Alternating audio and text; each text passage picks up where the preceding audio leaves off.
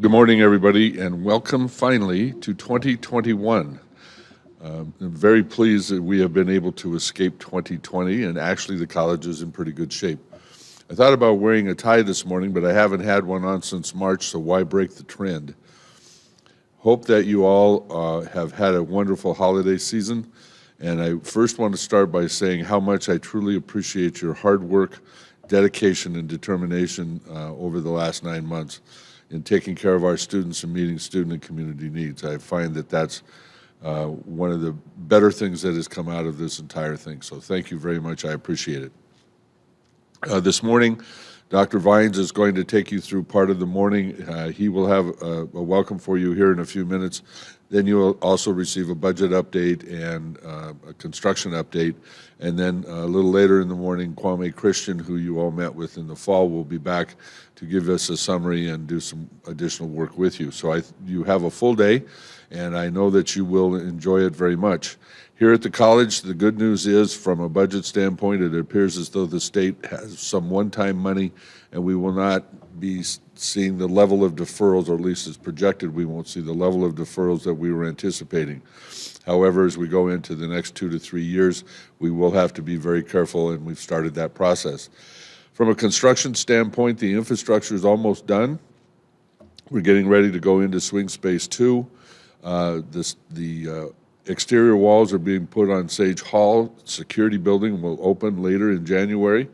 Marauder Complex will open later in January, and Discovery Lab is on schedule, as is the new Student Services building, so along with the new entry to the campus. So it's an exciting time on campus. If you haven't been here in a while, it's worth the drive just to see the changes. So again, we look forward to things. I want to also point out and recognize the extraordinary efforts of our Information Technology Services group and Jill Zimmerman and Student Life. They have made it possible for nearly 700 laptops and Chromebooks to be distributed to students, along with almost 400 hotspots to ensure access for students. Jill has a bi-weekly food distribution for students in need and has kept that up throughout the holiday season and throughout the last 9 months. And in addition to that, Rochelle Hightower and Jill have made sure that the Books Help program continues to move. And Jill is also helping students that have housing issues. So we're doing what we can to meet the needs of students, and we will continue to do that throughout the spring.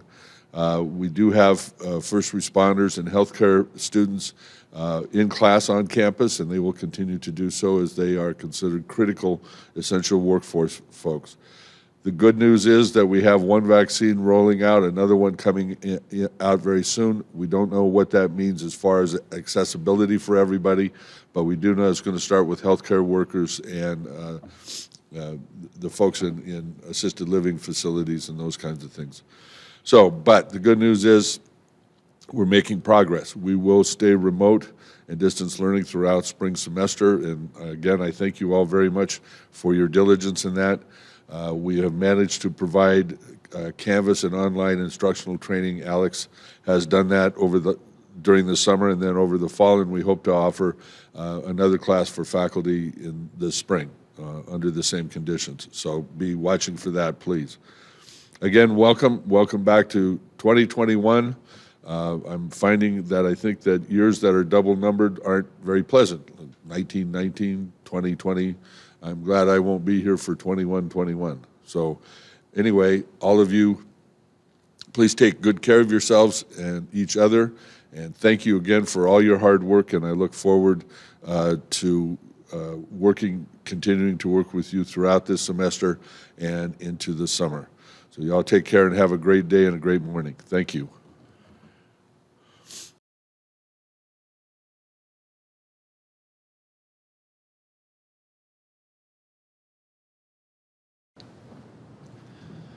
Good morning. It's a pleasure to join you all this morning as we begin the 2021 spring semester. I have to tell you, I've missed the energy that we typically have this time of year, but it's there in spirit.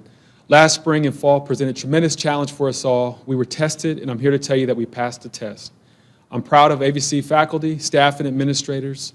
Faculty had to transition to remote instruction along with the academic support they provide to our students, and they did.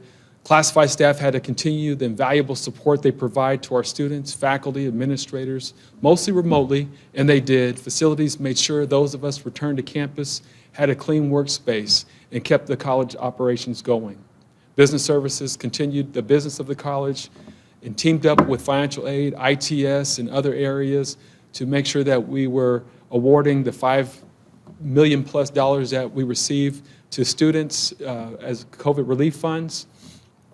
And I also want to acknowledge human resources that led the charge with COVID-19, making sure our protocol and processes were in place. ITS helped us work remotely, and most importantly, made sure students had computers and hotspots.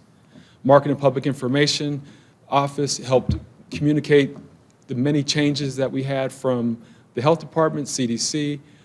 So it's been a true challenge in all the areas on campus, a great job. I have to tell you that I'm especially proud of our students who time and time again stand up to challenges that many of us could never or have never experienced. Their tenacity is to be commended.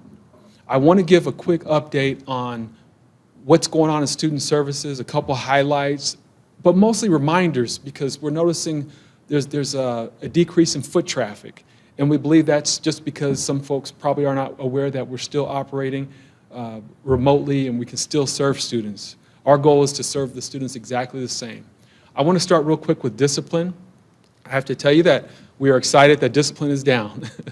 We are experiencing cheating and plagiarism, but I don't know that there's an increase or a decrease being remotely. We haven't looked at the data yet, but there is still some of that.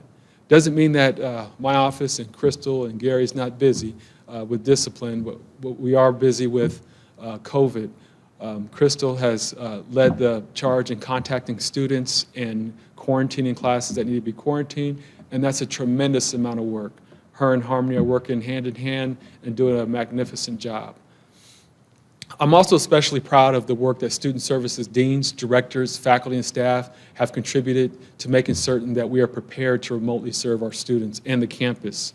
There's not a single request that I've made that wasn't met with positive spirit of getting the work done to serve students.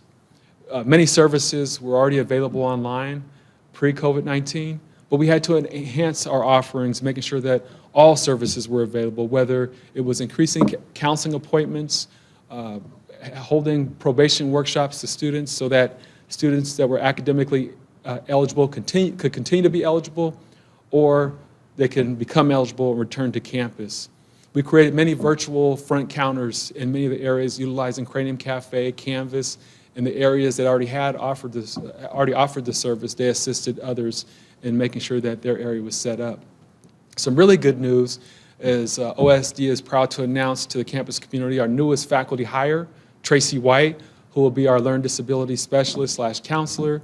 Basically, she'll be able to assess adult learners for disabilities. So if they have a disability that substantially limits a major life activity like learning, then they'll be qualified to receive accommodations. We had an adjunct over the summer, limited amount of time, so we're excited to have a full-time faculty member doing that work. OSD is also partnering with the Assessment Center to proctor all exams for our OSD students. We are also jointly working on an alternative testing module which will greatly enhance our ability to proctor exams both in Lancaster and Palmdale when we fully return to campus. Dream Center, they're staying engaged with our dreamers. Also, Kenya's working on 2SK, so we still will have a student success kickoff remotely. First and second year experience are continue to stay engaged with their students on a daily basis. Second year experience now has priority registration through a proposal that was submitted to the Student Success Committee. Enrollment services was very busy, especially during the spring, trying to process the many EWs, emergency withdrawals, because of COVID. Graduation, evaluation, transcripts, diplomas, it doesn't stop, it continues, and we've been able to meet the needs of our students and community online. Veterans Office also continues to work with our students.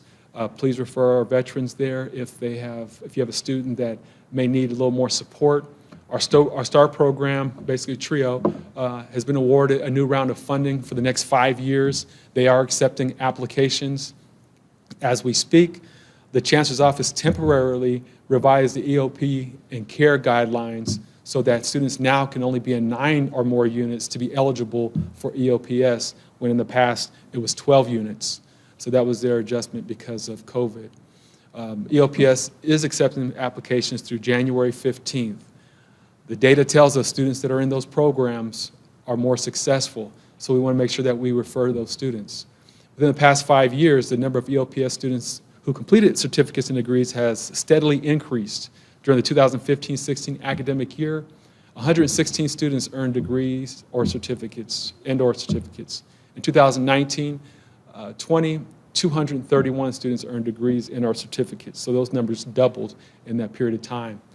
Student Equity has created a virtual front desk that is open to students, staff, and faculty to gain assistance as it relates to equity issues.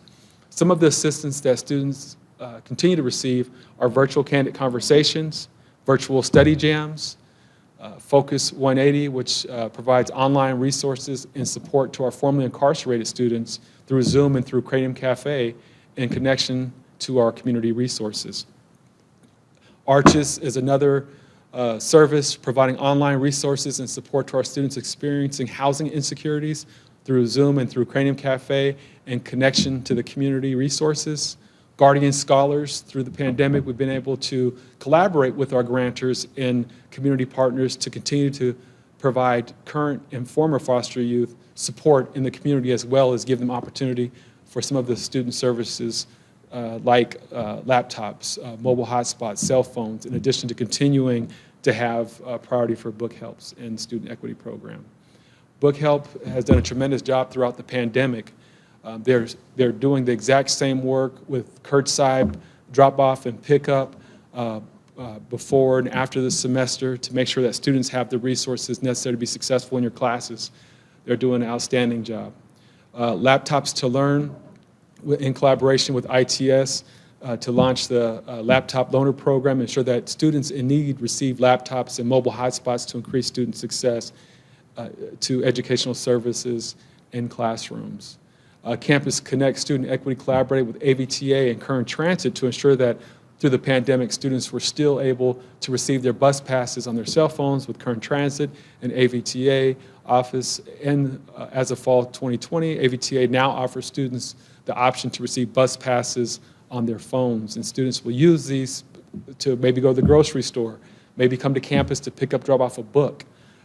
Maybe they have an essential class that they have to take on campus. So we wanted to make sure that those services did not stop. Professional development during the pandemic with student equity was taking place to make meaningful and engaging professional development opportunities where we're available to faculty staff to address issues surrounding marginalized groups and hot button topics of our country's political climate and Black Lives Matter, collaborating with the University of Southern California, Dr. Sean Harper, the Men Organization, and Umoja Community Foundation to provide a variety of training opportunities to our faculty, staff, and administrators. During the pandemic, the Umoja coordinators were able to secure priority registration for students that are in good standing within the Umoja community and have completed all program requirements for participation. The Umoja community holds virtual monthly porch talks discussing issues that are critical to Black students. Umoja faculty members continue the Umoja Book Club on a virtual platform, as well as began to host the Umoja Clapback. The Umoja community opened up an opportunity for faculty and staff to experience Virtual Summer Learning Institute, and also invited AVC Umoja coordinator Ms. Rochelle Hightower to be part of the Umoja think tank to create innovative ways to increase student success for Black students and others. I thought it was amazing that they chose AVC and Ms. Hightower to help them with this endeavor when they had the whole state to choose from. Student Equity, in collaboration with Institutional Research and Student Equity Committee, reviewed the data from Umoja students and found that across almost every area reviewed, Umoja students by percentage had higher rates of student success that were full-time, higher completion rates, higher persistence rates, higher GPA, as compared to their Black student counterparts that were not Umoja students, and the overall AVC student body. In addition to the aforementioned items, the AVC Umoja community has embedded the Umoja Village, so that space is still available remotely.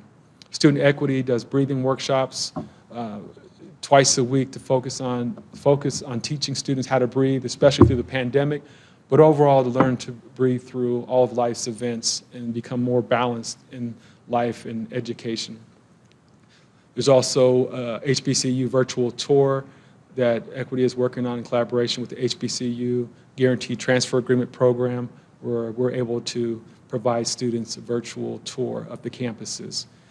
Last spring, we were also able to host a Latinx and Umoja graduation celebration in efforts to show our students support and congratulatory well wishes for their hard work and effort. We hosted our very first drive-through graduation for both these populations. Our transfer center is still thriving. Please send us your students. Students are still interested in transferring. Even the students that had to stay and work remotely, they're still excited to be transfers, and we want to make sure we help them meet their goals. Career Center is still functioning. If you have students that are not sure quite what they want to do, please send them to the Career Center. Job placement is also still functioning. We have a lot of our students that are still looking for work. Student workers have been working continuously through this pandemic, and they're working now. There was a change with health services. We are no longer in contract with CSUB. That contract expired, them being away from the CSUB campus. They weren't able to really serve our students the way that we needed them to through the pandemic. So now we have new telemed and telecounseling service for students. That's available 24/7. We also have Wesley Health Center. It's available for dental services through voucher. So I gave you a lot, but if any of your students are in need, please jump on the website, refer them to one of the student services deans, myself. We'll definitely get them connected to where they need to be connected. But we want to see the traffic go up because of the pandemic, our students did not lose the need for these services. They just need to get re-engaged, and we're trying our best to get them re-engaged. And with your help, I think we'll get there. Working together, we're a phenomenal group of educators. I hope that this COVID-19 experience is a clear reminder of the possibilities of working together, what we can do, no matter what the challenges are. And there are challenges that remain ahead of us, but working together, we can overcome those challenges. Thank you, and look forward to a promising spring semester. Have a great day.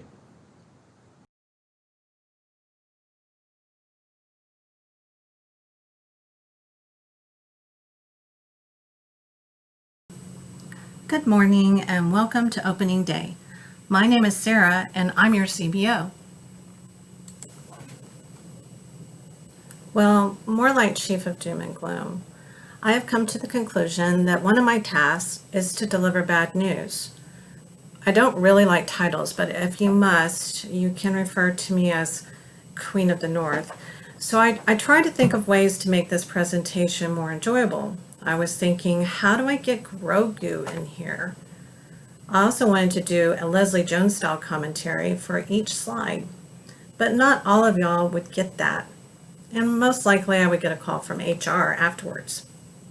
I mean, if you want, you can just imagine her commentary while you are listening to this presentation. Probably my commentary would end up being more like Hourglass from This American Life. I'll work on wrapping the presentation in the future. This morning, I will be going over the AVC 2021 budget highlights and impacts, the Legislative Analyst Office fiscal outlook for 21-22 and future years, along with the State Assembly Budget Committee's 21-22 budget blueprint.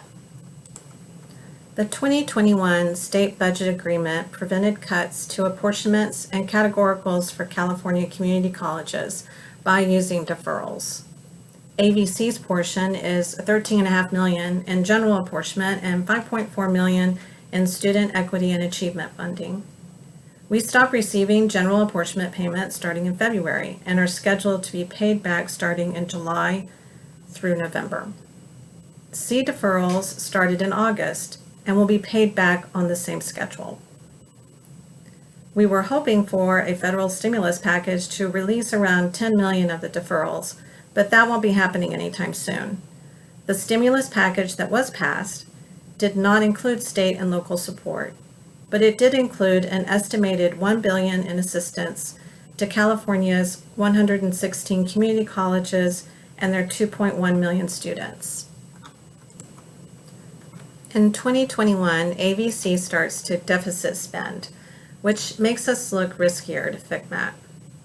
The majority of our general fund budget revenue comes from the state, and salary and benefits make up the majority of our expenses. We certified a COVID-19 emergency conditions allowance. This allows the district to use the first principal apportionment full-time equivalent students of approximately 11,000 for general purpose apportionment calculations. The Legislative Analyst's Office prepared a fiscal outlook for 21-22 covering the state's economic recovery, tax collections and expenditures, the 21-22 windfall, budgets for schools and community colleges, and operating deficits. The LAO is a nonpartisan government agency that provides fiscal and policy advice to the California legislature. We experienced a rapid and uneven recovery with low-wage earners remaining out of work and leisure and hospitality remaining severely depressed. Full recovery will depend on the management of the virus. The Washington Post used nightmare to describe the year. If you've ever experienced a nightmare that you struggled to wake up from and woke up screaming and covered in sweat, you would know why that word best describes 2020.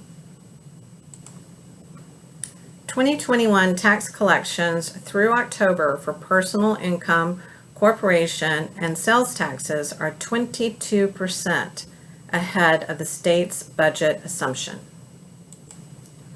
The legislature took $54 billion in budget reductions to resolve the 2021 problem, a problem that ended up being much lower than estimated. Due to that, there is a one-time windfall of $26 billion that you can see in the special fund for economic uncertainties in 21-22. This is caused by an absence of a huge drop in tax revenue. The budget for schools and community colleges looks positive. LAO is estimating significant ongoing and one-time payments will be available. These could be used to pay down the deferrals. The legislature would need to take action this month. Otherwise, they could be retired in 21-22. Here's the bad news.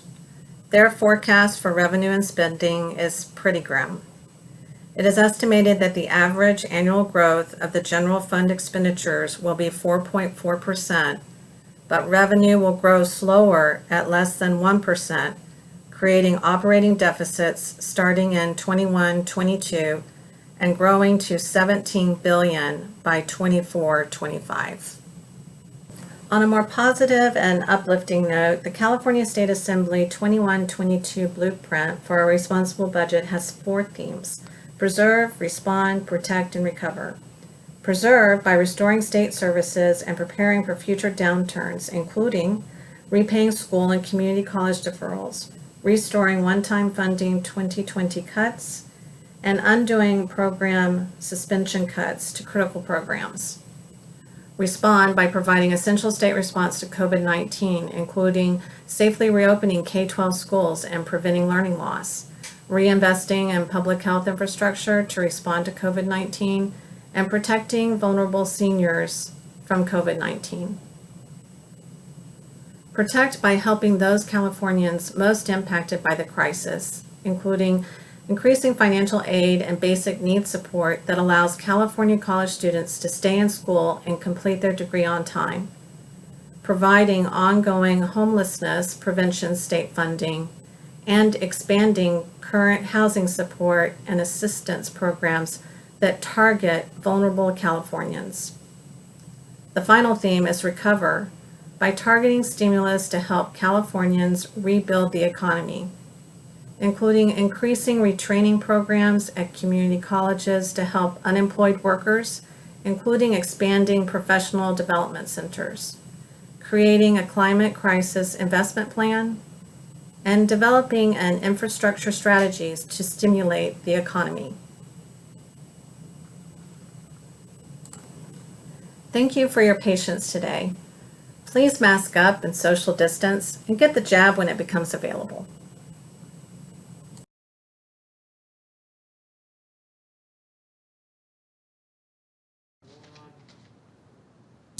Thank you for joining us today for our Spring 2021 opening day. My name is Erin Tague, and I'm the Supervisor of Facilities Planning, and this is Ron Benedetti, the Measure AV Program Manager. We will be providing the updates for the current construction projects on our campus.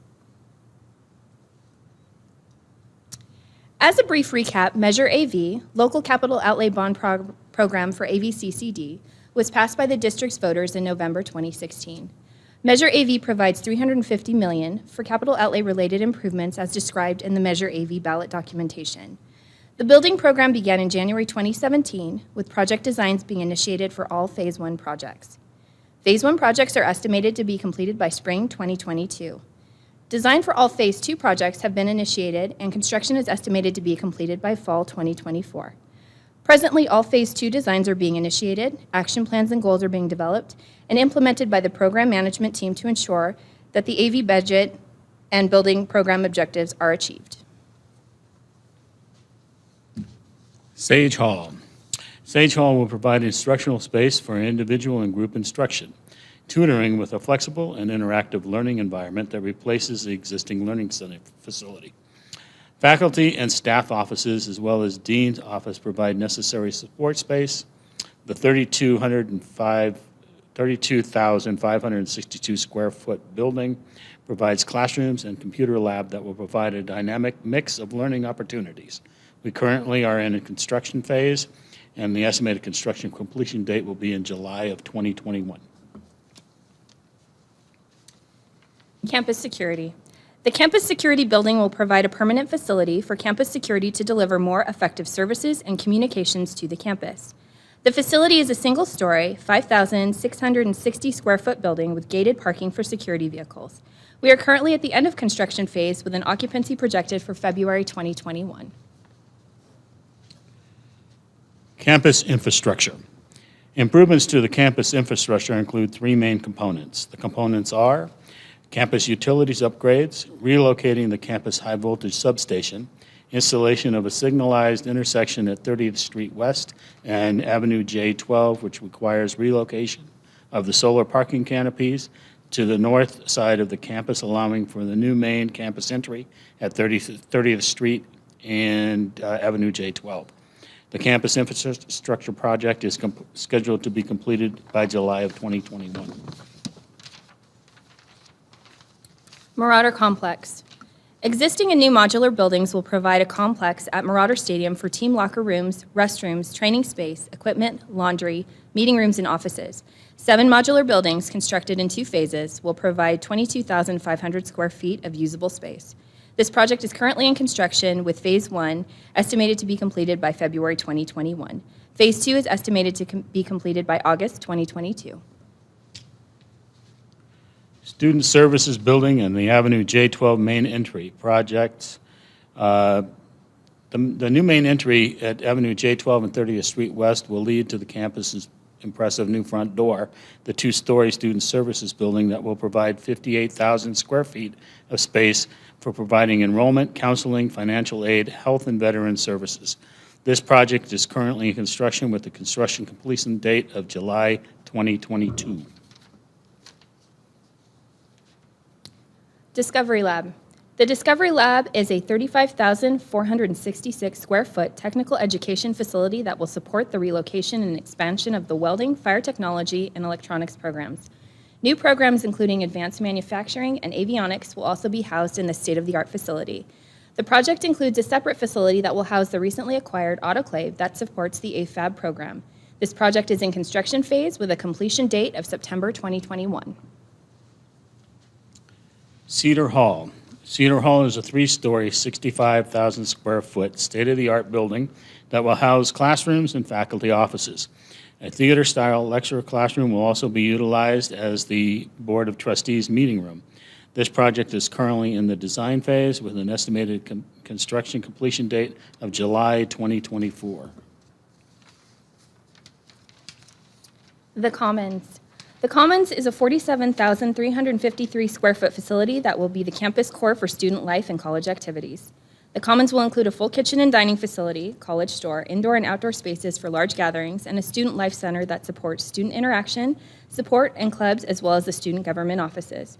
This project is currently in design phase with an estimated construction completion date of July 2024. Gymnasium renovation. The renovation of the gymnasium will include reprogramming of the building for effective space utilization and to introduce new physical education programs. The 43,962 square foot facility will undergo a complete modernization, updating all building systems and finishes. The project is funded 60% by the state, 40% by Measure AV. This project is currently in the planning phase with an estimated construction completion date of July 2024. Swing Space Phase 2, to allow for the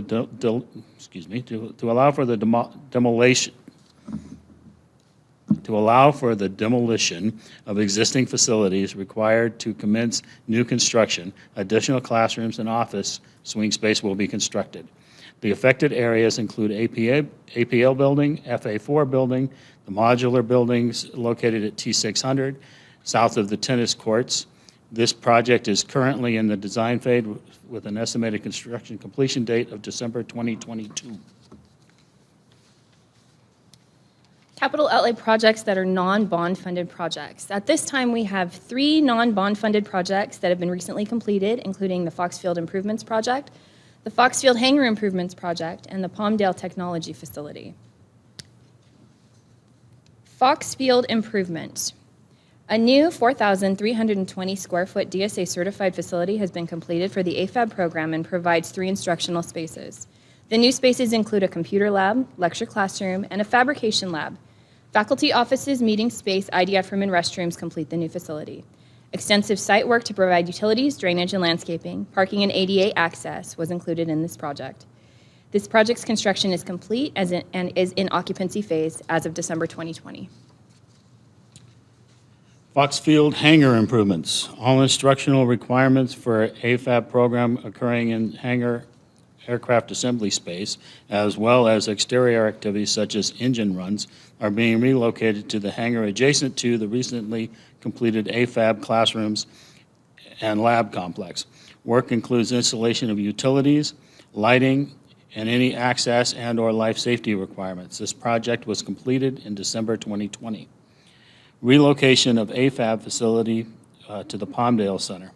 The relocation of the AFAB facility from the Palmdale Airport Terminal facility to the new location at Palmdale Center required design and construction, tenant improvements, and support to support the AFAB instructional requirements. Improvements include utilities, IT, and equipment furnishings installations.